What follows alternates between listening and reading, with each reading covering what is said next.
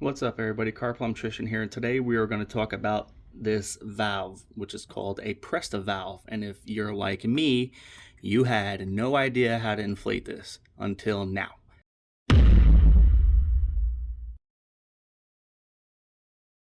So this valve right here is called a Presta valve, and it is a lot skinnier than a traditional valve stem on a tire, whether it's bike or car. So it took me about 20 minutes of head scratching and Googling to figure out how to inflate this. And I'm going to show you how to do that in just a few steps. There's a little screw on top, and you're going to unscrew that and back that out all the way. So now this internal stem is loose. All right, so now that this top is unscrewed, you're going to need a Presta valve adapter. So this has a internal thread for the Presta valve with a traditional thread for a bike valve or car valve on top, so you can hook up your inflator. So you're going to screw that on until it's nice and snug.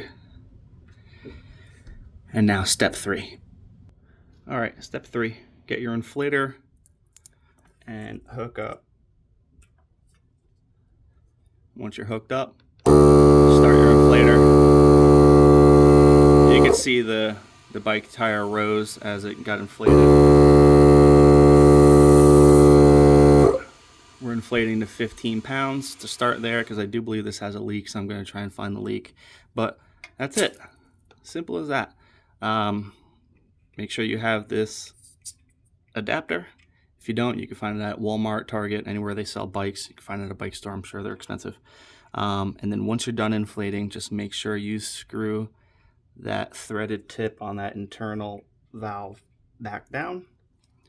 Take your cap, put your cap back on, and you're done. Happy riding.